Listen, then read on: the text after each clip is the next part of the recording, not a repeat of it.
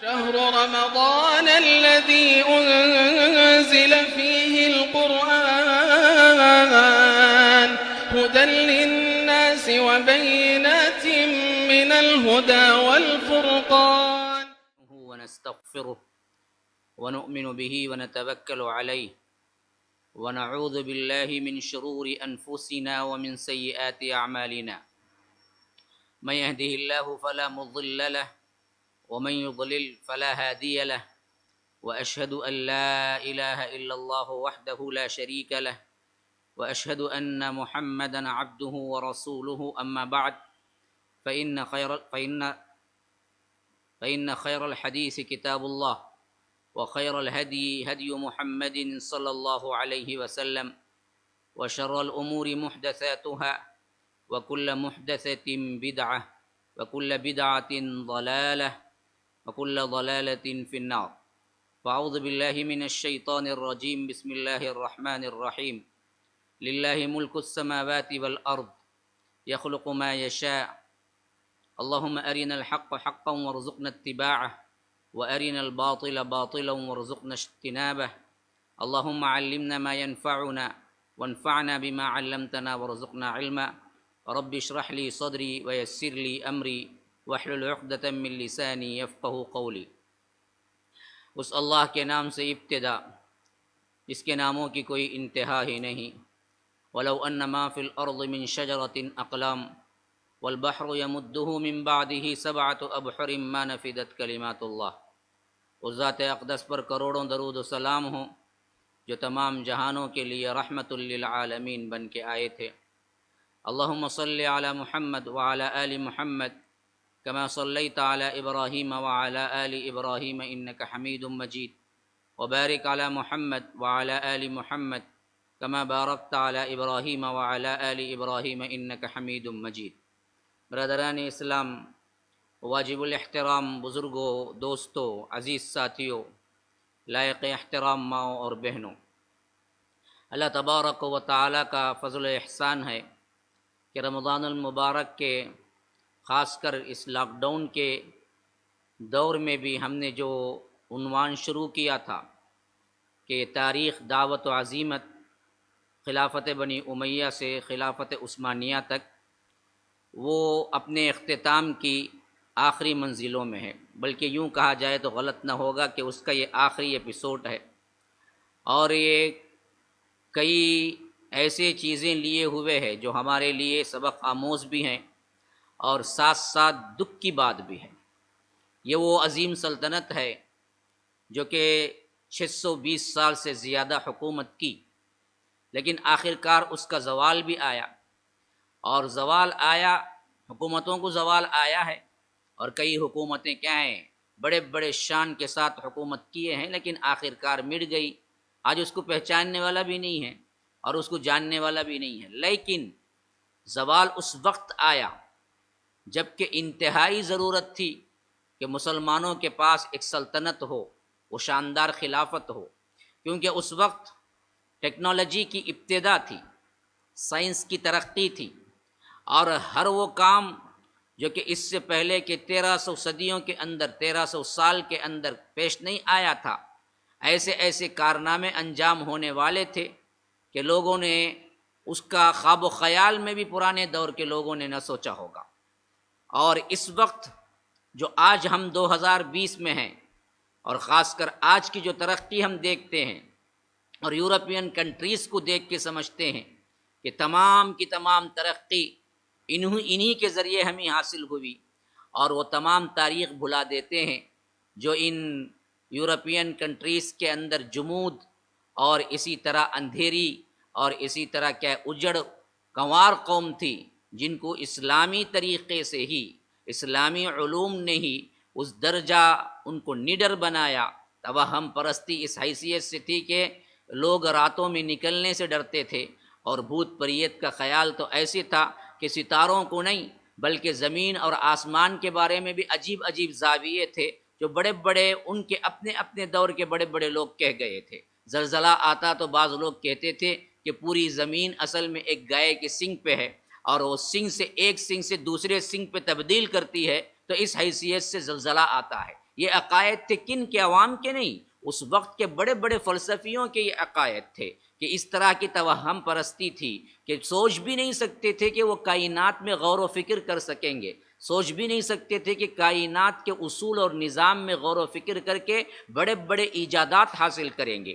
Gravity system کا ایجاد ہونا، خاص کر گریویٹی سسٹم کا جو دریافت ہونا آئنسٹائن نے جو کیا تھا وہ عجیب معاملہ تھا، جس کی وجہ سے کیا ہے عجیب عجیب آلات بنائے گئے، حتیٰ کہ پرواز بھی اسی وقت ان لوگوں کے سمجھ میں آئی جب معلوم ہوا کہ کیوں ایک چیز اوپر جاتی ہے تو پھر واپس پلٹ کے کیوں آتی ہے۔ نیوٹن نے پھر دریافت کیا، پھر اسی طرح کیا ہے اس کو آگے چل کر اصول بنائے گئے، اور ایٹم بم میں آئنسٹائن نے بنایا، اسی وقت اس کو معلوم ہوا کہ خلیے کے اندر بھی جو سیلز آخری حد تک ہم سمجھتے تھے کہ آخری ذرہ ہے، اس ذرے کے اندر بھی نیوٹران، پروٹان، الیکٹران نامی 3 چیزیں ہیں جن کو توڑنے سے پھر کیا ہے ہر قوت کو ہم توڑ سکتے ہیں۔ تو اس نے کیا ہے نیوکلیئر ویپن بنایا۔ ہزاروں ایسی ترقیاں ہیں جو اصل میں اصول کائنات کو دیکھ کر ان لوگوں نے بنایا، اصول کائنات کو دیکھ کر، جبکہ اس سے پہلے کا دنیا کا اصول یہ تھا کہ اصول کائنات کو دیکھنا یا سمجھنا ان کے نزدیک بہت بڑی بد اعتقادی تھی۔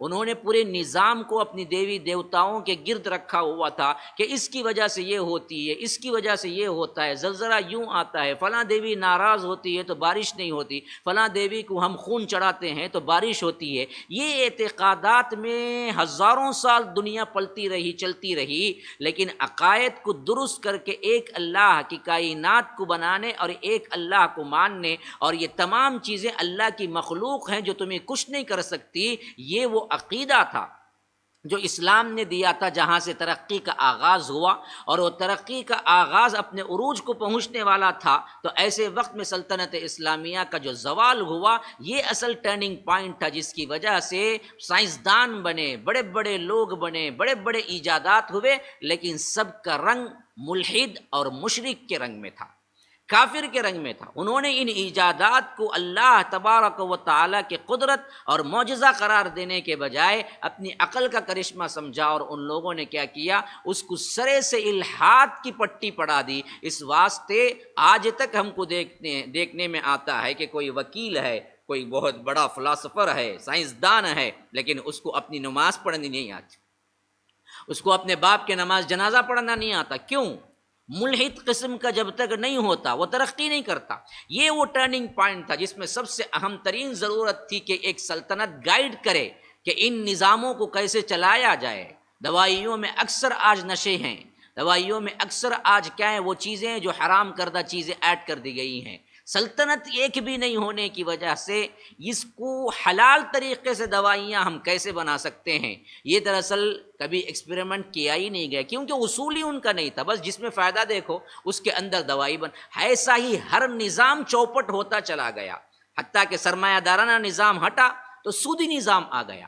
حالانکہ سرمایہ داری بھی ایک بہت بڑی قباحت تھی، سود اس سے بڑی قباحت تھی، جس کی وجہ سے کیا ہے اس نظام کے تحت کروڑوں لوگ اپنے اپنے مال کے ساتھ ڈوب گئے۔ لیکن پھر بھی آج دنیا اسی، کبھی اسلامک زکوٰۃ کا نظام اور اسلامک سسٹم لے آتے تو یاد رکھو اس دور کے اندر ایک کہیں ملک میں بھی پورا مکمل نافذ ہو جاتا تو بس سب کے لیے وہ ایک راہ بن جاتی۔ ایسے وقت میں زوال جو ہوا نا، یہ سب سے دلی طور پر کیا ہے دکھ کی بات ہے، یہ سب سے زیادہ دلی طور پر دکھ کی بات ہے کہ یہ سلطنت اسلامیہ چلتی رہی۔ اس سے پہلے عباسیہ 500 سال، اس سے پہلے بنی امیہ 90 سال، پھر اس کے بعد سلطنت عثمانیہ 600 سے زیادہ سال، لیکن آخری وقت میں جب ان کے خلفاء کے اندر کیا ہے کمزوری پیدا ہو گئی، ایک ٹمٹماتے چراغ جب بھی بجھتے ہیں نا تو ہم دیکھتے ہیں کہ ایک ہوا کا جھونکا آنے سے پہلے ایک بہت بڑا کیا ہے شمع کے اندر روشنی بھی پیدا ہوتی ہے، ایک بار تڑپ کے بجھتا ہے۔ تو ویسے ہی کیا ہے اس سلطنت کے اختتام میں بھی ایک شخص بڑی محنتیں کی، سلطان عبد الحمید، اور ان کا دور دراصل کیا تھا کہ 1209 پر 3 سے لے کر 1320 پر 6 تک، اور عیسوی اعتبار سے یہ 1870 پر 6 سے 1909 تک خلیفہ رہے۔ یہ گویا کہ آخری پاورفل، اچھے سوچ رکھنے والے اور کچھ کرنے کی پوزیشن میں آنے والے تھے۔ انہوں نے اپنے دور میں کیا کیا، تقریباً ان کو بھی ملا 76، 86، 96، پھر اس کے بعد 1906 تقریباً 33 سال 33 ایئرس ان کو حکومت کرنے کا موقع ملا، اور انہوں نے جان توڑ بازی لگائی کہ یہ گرتی ہوئی دیوار کو ہم کسی بھی طرح قائم رکھ سکیں، لیکن کیا ہے، پانی جب سر سے اونچا ہوتا ہے تو پھر کوئی بند باندھنے سے رکتا نہیں ہے۔ وہی حالت تھی، سلطنت پوری کی پوری کمزور ہو چکی تھی۔ ایسے وقت میں لوگ ان کے اوپر طرح طرح کے دباؤ ڈالنے لگے، حتیٰ کہ جو مانسونی اور جو صہیونی تحریک تھی، ان کے اعلی کار جو لوگ ان کو پسند کرتے تھے، مسلمان ہی تھے لیکن چاہتے تھے کہ ان کے بارے میں انہوں نے جو کہا ہے وہ نافذ کی جائے، اس حیثیت سے اتنا دباؤ ڈالا گیا کہ عبدالحمید کو آخر کار ماننا پڑا۔ اصول تبدیل کیے گئے، نئے آئین بنائے گئے۔ اس سے پہلے کا جو قانون تھا اس میں صاف لکھا ہوا ہوتا تھا، اس سلطنت کا قانون قرآن اور سنت پر ہوگا۔ باقاعدہ طور پر عمل میں کوتاہی ہو بھی تو بھی حکومت میں اوپر لکھا ہوا ہوتا تھا کہ اس قانون اصل جو ہے وہ کتاب اللہ و سنت رسول اللہ ہے۔ اب یہاں آئین کو تبدیل کرنے کی بات آ گئی، اس حد تک کہ ان کا جو یوں سمجھو کہ وزیر اعظم تھا، جب آئین تبدیل کیا گیا تو نئے آئین میں بات یہ تھی کہ اب تو کتاب و سنت ہی ہے لیکن ہم نے کچھ تبدیلیاں کی ہیں۔ ان میں تبدیلی میں سب سے بڑی تبدیلی یہ ہوئی تھی کہ تمام مشرک، ملحد، یہودی، عیسائی، جو بھی خلیفے کے انڈر میں آنے والے جتنے ملک ہیں، ان ملکوں کے اندر رہنے والے ہیں تو ان کو مساوی حقوق ملیں گے۔ جمہوریت کا لانا یہ پہلا ٹارگٹ تھا، جو کہ بالکل سلطنت اسلامیہ اور بنیاد کے خلاف ہے۔ یہودی عیسائی کو ذمی کی حیثیت تو دی جائے گی لیکن برابری کی حیثیت سلطنت اسلامیہ میں نہیں ملے گی۔ برابری کی حیثیت صرف مسلمان کو ملے گی۔ یہ پہلا قانون تھا جس میں بتایا گیا تھا کہ اس میں شہری حیثیت سے سب برابر ہیں، حقوق سب کے لیے یکساں ہوگا، جو کہ قوم نہیں مانی۔ اس وقت بڑی پریشانی کا عالم تھا لیکن یہ اعلان کیا گیا، اور اس کے بعد اس کے لیے لوگوں کے علماء سے فتوے طلب کیے گئے، آپ بھی دستخط کر دیں، تو علماء نے سخت انکار کیا کہ ہم کبھی اس کے لیے کیا ہے دستخط نہیں کریں گے۔ یہاں تک کہ دوسرا آنے والا مراد خامس جو ان کے بعد بنا تھا، اس نے کیا کیا، اس کی شد مس کے ساتھ مخالفت کی کہ ہم اس کو نہیں مان سکتے، تو اس کو قتل کر دیا گیا۔ اب اس کے بعد زوال پذیر ہوتی چلی گئی حکومت، حتیٰ کہ یہاں تک کہ عبد المجید آخری خلیفہ بنائے گئے۔ یہ دراصل اس وقت کی بات ہے جب کہ 1922 کے اندر ایک کمیٹی بنی جن میں یہودی، نصرانی سب تھے۔ ان لوگوں نے کیا کیا، علل اعلان یہ تو کر دیا کہ خلافت ختم، اب دراصل کیا ہے، کوئی خلافت نہیں ہے۔ اور اس میں سب سے بڑا ہاتھ جو تھا مصطفیٰ کمال پاشا اتا ترک کا تھا، جو کہ ترکی کو جدید طریقے پر کرنے کا دعویٰ کیا تھا۔ حالانکہ وہ بھی دراصل لوگوں کو بنانے کے لیے روایتوں میں آتا ہے پکا ملحد تھا، ملحد پکا، لیکن ایک ہاتھ میں تلوار تو ایک ہاتھ میں قرآن لے کے چلتا تھا، بتاتا کتاب تھا ہم کو اسی کی طرف آنا ہے، لیکن کرتا یہودیوں کا کام تھا۔ اس حیثیت سے کیا ہے، وہ ٹوٹلی عوام کے ذہنوں کو تبدیل کر چکا، اس حد تک کہ آخر کار خود ماننا پڑا۔ جو مسلم گورنمنٹ کے لیے خاص کر وزراء اور وہ لوگ تھے جو کہ کیبنٹ کے وزیر تھے، جو بناتے تھے اصولوں کو، ان لوگوں کو خود ماننا پڑا کہ آپ کے اصولوں کو ہم مانتے ہیں، اب یہ چناؤ وہ چلے گا، ووٹنگ وہ چلے گی، آپ کے حکم کے مطابق سلطنت، اب یہ بیت، خلیفہ، وہ طرز اسلام یہ نہیں ہوگا، اس کا خاتمہ ہم علل اعلان کر دیتے ہیں۔ تو اس وقت جو سلطنت کا خاتمہ ہوا تو عبد المجید جو کہ آخری خلیفہ ہیں اس کے، ان کو بطور خلیفہ نہیں بلکہ بطور ووٹنگ کے چناؤ کی حیثیت سے خاندان عثمانیہ کا سربراہ قرار دیا گیا۔ آپ اس عثمانیہ خاندان کے جتنے بھی لوگ ہیں ان کے بڑے ہیں، بس آپ اپنی جگہ جاگیر میں، محل میں رہیے، اپنا کام کیجئے، اور اپنے اپنے حیثیت سے کیا ہے اندرونی احکامات دینا ہے یا اندرونی لوگوں کو کیا اپنے خاندان کے لوگوں کو بلا لینا ہے، تو وہاں تک جائز ہے، اس کا نام کیا ہے ٹوٹل. ایسا ہے نا کہ بعضوں کو صرف لارڈ لائٹ دے کے ہم کہتے ہیں کہ بھائی تمہارا کچھ نہیں ہے، لیکن کیا ایک پوزیشن تمہاری ہے، بس یہ کیا ہے آپ لارڈ لائٹ لے کے بیٹھ جائیں. بھائی تم کیا ہو کہ پرنسس ہو، لیکن وہ پرنسس نہیں، وہ نام کی پرنسس ہو، بیٹھ جاؤ اپنے کام پہ، ہم خود تمہیں دیں گے، ہم خود لے لیں گے. تو یہی پوزیشن تھی. تو اصل بات جو دیکھنی ہے وہ 1922 میں باقاعدہ طور پر مٹ گئی. اصول یہ ایسے بنا دیے گئے کہ لوگوں نے کیا کیا، ووٹنگ سے لینا قبول کر لیا، اور یہ سسٹم خلافت کا سسٹم پورا کا پورا اسی کی جد و جہد اس بدبخت نے کی، مصطفیٰ اتا ترک نے، کہ لوگوں کے ذہنوں میں ڈالا کہ لوگوں کی اپنی چاہت، خواہ اس میں کیا ہے غیر مسلم ہو مسلم ہو جو بھی ہو، ووٹ ڈال کے چناؤ کر. ووٹ ڈال کے چناؤ کرنے کی جمہوریت کا جو مسئلہ ہے نا، پورا 100 سال کا بھی نہیں ہے یہ، اس سے پہلے یہ تصور ہی نہیں تھا. اس تصور کے اندر ہوتا کیا، اس تصور کے اندر سب سے بڑا جو دھچکا اور سب سے بڑی سازش جو کی گئی وہ کیا تھا، بد دماغ، حرام کاری کرنے والا، برائی کرنے والا، سب یکساں ہو گئے ووٹ میں.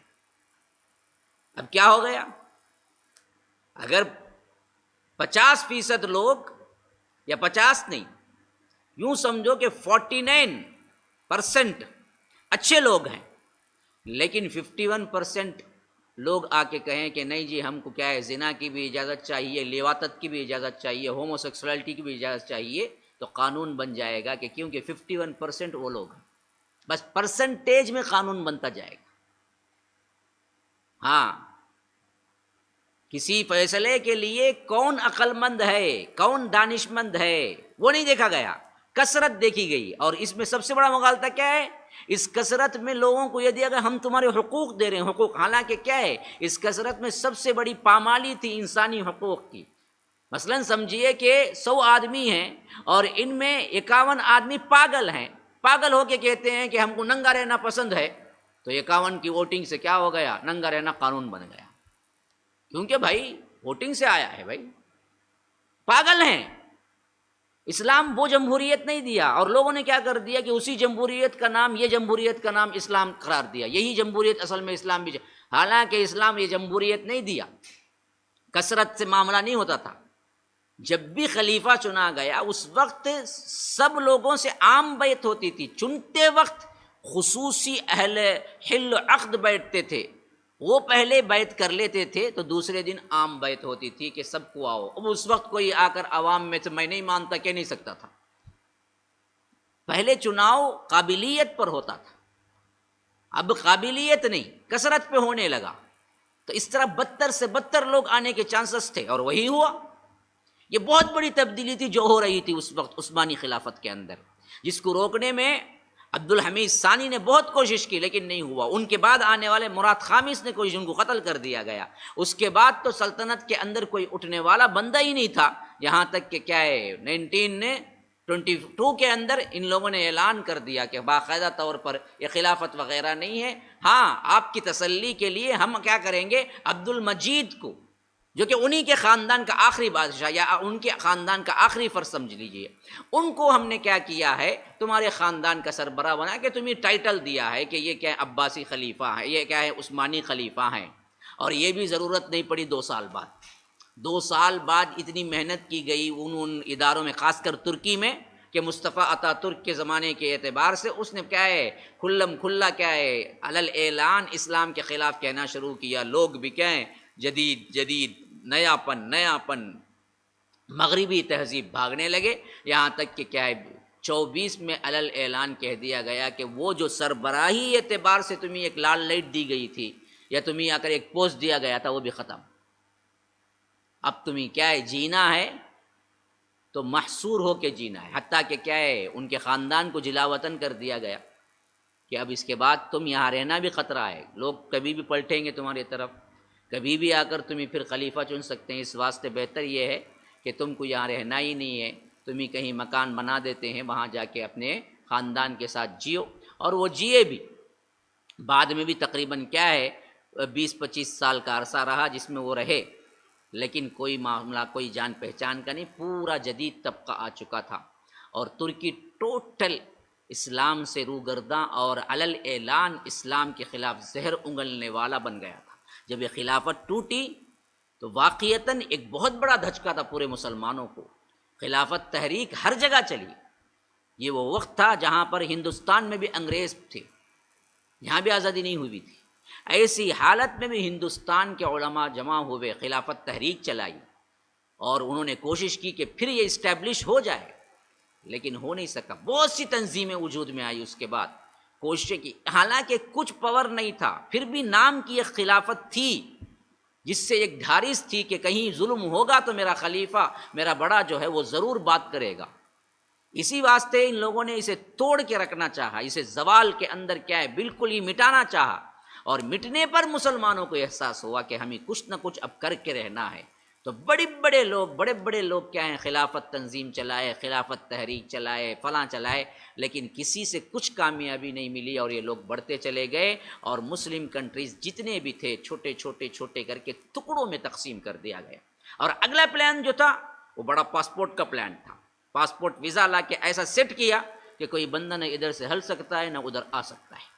یہ پوری 50-70 سال کی پلاننگ ہے، جس میں ورنہ تو کیا ہے، اس سے پہلے کوئی ہندوستان میں بیٹھے بیٹھے سوچتا تھا کہ میں جی چکا ہوں، اب مجھے کرنا کیا ہے، تو اپنی ہجرت کے لیے سامان باندھتا تھا، اپنے بچوں کو لیتا تھا، سیدھے مکہ پہنچ جاتا تھا، وہیں اپنی زندگی گزار دیتا تھا. کوئی مدینہ پہنچ جاتا تھا، وہیں اپنی زندگی گزار دیتا تھا، وہیں مدفون ہو جاتا. یہ سسٹم تھا. کوئی آنے جانے پہ کسی کو کوئی پابندی نہیں تھی. سب لوگ کہاں چاہے جا سکتے تھے. سفر کی سہولت ہے، پیسہ ہے، چلے جاؤ، آباد ہو جاؤ. کسی کو مکے میں آباد ہونے کی خواہش ہے چلے جائے، کسی کو مدینے میں آباد ہونے کی خواہش ہے چلے جائے. اس حیثیت سے پورا ملک، پورا مسلمان جہاں سے چاہے. لیکن اب ہر مذہب کا رہنے والا ہو، لیکن کہاں بھی جانا ہے تو میرے کنٹرول سے جانا ہے. تم کو سب کو یہ سسٹم ہی ایسا بنایا گیا جو کہ کیا ہے، ہم کو آنکھ کھولتے یہ سسٹم ملا تو ہم سمجھے کہ صدیوں سے یہی آ رہا ہے نا. 70-80 سال کا یہ سسٹم ہے، لیکن دنیا کے پورے لوگوں سے کیا ہے، انڈیویجول کنٹرول لے لیا. ایسا لیا کہ تم کیا ہے، اپنا کھانا بھی ہمارے مینو کے مطابق ڈیسائیڈ کرنا ہے. تم کو کھانا کیا ہے، تم کو کھانا کیا نہیں ہے، وہ ہم فراہم. یہ جکڑ بندی جو ہے نا، یہ دراصل بہت بڑا پلان تھا جو وہاں سے شروع ہوا جہاں زوال ان لوگوں کا ہوا. اور اس وقت کے بعد سے بکھرا ہوا ہی ایک انتشار کے ہی کیا ہے امت مسلمہ شکار ہے. ابھی تک پورے اعتبار سے کہیں بھی قوت حاصل نہیں ہو سکی، لیکن امید ہے ضرور ہوگا ہے، کیونکہ ہمارے اور آپ کے اللہ کے رسول صلی اللہ علیہ وسلم نے فرمایا ہے، جب تک قیامت قائم نہیں ہوگی، جب تک کہ کیا ہے مسلمان ایک ہو جائیں گے اور ایک خلیفہ ہوگا، وہ ہو کر رہنا ہے. اور اسلام خیمے خیمے تک، گلی گلی تک، کوچے کوچے تک، جھوپڑی جھوپڑی تک پہنچے گا. کوئی نہیں بچے گا پھر اس کے بعد، نہ عیسائی ہوں گے نہ یہودی ہوں گے، سب مسلمان ہیں. اور سب اتفاق سے شیر و شکر ہو کے کیا ہے زندگی گزاریں گے. اللہ بھی اپنی بھرپور نعمتیں دے دے گا. اس وقت زمین سے کیا ہے ایسے ایسے اناج اگیں گے جس کا اندازہ بھی نہیں. اللہ کے رسول صلی اللہ علیہ وسلم کہتے ہیں کہ ایسا زمین اپنی پوری برکات کو نکال باہر کرے گی. ایک انار پورا خاندان کھائے گا، اور اس کے چھلکے سے، اتنا بڑا چھلکا ہوگا، اس کے چھلکے سے لوگ اپنے گھر کا خیمہ بنائیں گے. یعنی خیمہ جسے کہتے ہیں نا، ٹینٹ، اتنا بڑا چھلکا ہوگا، ایک چھلکے سے ایک ٹینٹ بنا کے لوگ رہیں گے. ہر برکت اللہ زمین سے اگائے گا. اور پوری دنیا کے اندر صرف اور صرف اسلام رہے گا. یہ غالب ہونے کے بعد ہی پھر اس کے بعد بگاڑ شروع ہوگا اور قیامت قائم ہوگی بدترین قسم کے لوگوں پر. سب سے زیادہ بدترین قسم کے لوگ ہوں گے جن پر قیامت قائم ہوگی. ایک مسلمان بھی اس وقت نہیں بچے گا.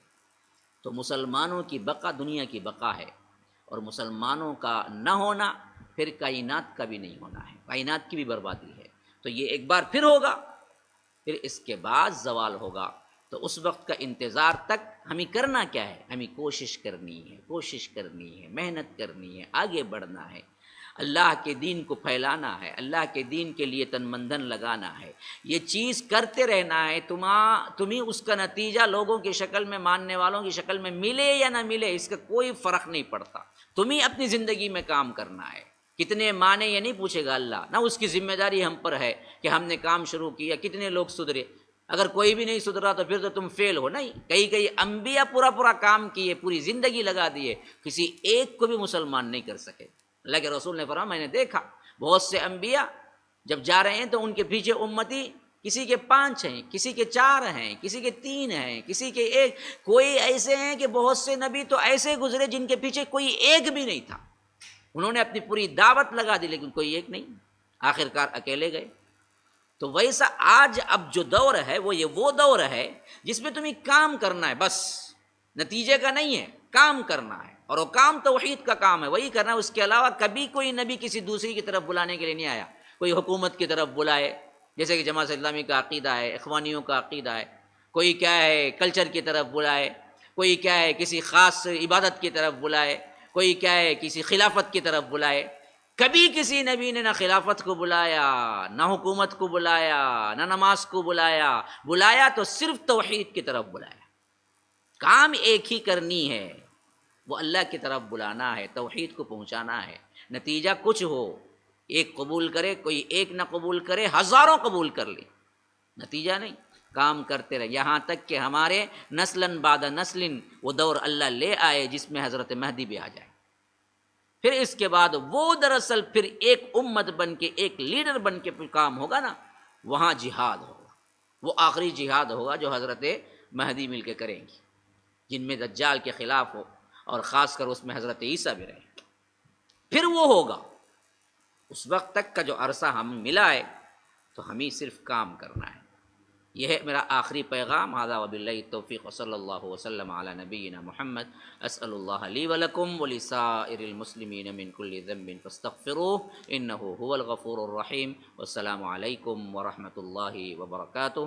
اور اس کے ساتھ ساتھ دیکھنے والے ناظرین جو شروع سے لے کر آخر تک دیکھے ہیں, یا درمیان میں دیکھے ہیں, یا اب دیکھ رہے ہیں, یا بعد میں پھر کبھی دیکھیں گے, ان سب کو میری طرف سے خصوصی طور پر کیا ہیں رمضان المبارک کی رحمتوں اور برکتوں کی دعائیں ہیں. اللہ ان کو مالا مال کرے, اور عید کے موقع پر کیا ہیں خوشیاں, عید مبارک, اور آپ کے لیے دعائیں اور آپ کے لیے خوشیوں کے ہم اللہ تبارک و تعالیٰ کے ہاں دعا گو ہیں. اور اس کے ساتھ ساتھ شکریہ کا بھی ہمیں موقع دیں ضرور ضرور, کیونکہ جن لوگوں نے سپورٹ کیا, مالی کیا, بدنی کیا, یا آ کر کیا ہے دیکھنے میں ناظرین کی حیثیت سے کیا, ان تمام کے ہم مشکور ہیں, ممنون ہیں کہ اللہ تبارک و تعالیٰ نے آپ کے ذریعے سے پیغام کو آگے بڑھایا. کیونکہ من لم یشکر الناس لم یشکر اللہ, جو لوگوں کا شکر ادا نہیں کرتا وہ اللہ کا بھی شکر ادا نہیں کرتا. تو ہم آپ کے مشکور ہیں, ممنون ہیں. اور جنہوں نے سپورٹ کیا ہے, اور خاص کر بڑی رقومات کے تحت انہوں نے سپورٹ کیا ہے, انہوں نے ڈالا ہے,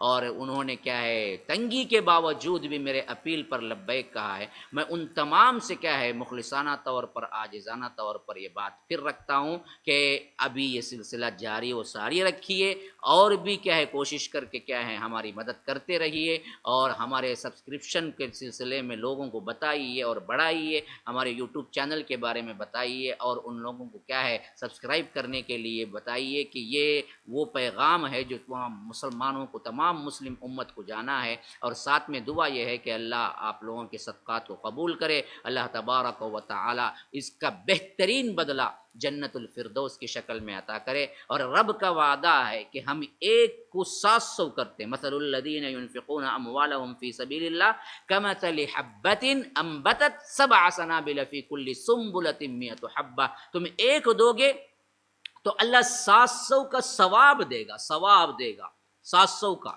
لیکن فرمایا کہ 700 نہیں, واللہ یضاعف لمن یشاء, چاہوں تو میں 700 کو 7 کروڑ بھی کر کے دوں ثواب کی اعتبار سے. لیکن میں دعا یہ کرتا ہوں کہ اے اللہ ثواب کے اعتبار سے تیرا وعدہ ہے 700 نہیں 700 سے زیادہ کریں گے. ویسے ہی 1 روپیہ دینے والا جس کو اللہ نے ثواب کے اعتبار سے کہا کہ ہم 700 نہیں 700 سے زیادہ دینے کا ثواب دیں گے, اسی کے ساتھ ساتھ جنہوں نے دیا ہے میں ان کے لیے دعا کرتا ہوں کہ اے اللہ ثواب بھی دے 700 نہیں 700 سے زیادہ, اور دنیا میں بھی وہ 1 روپیے کا بدلہ 700 روپیے نہیں اس سے زیادہ ان کو روپیہ دے. اللہ تعالیٰ ان کو کیا ہے اس میں کشادگی کی عطا کرے.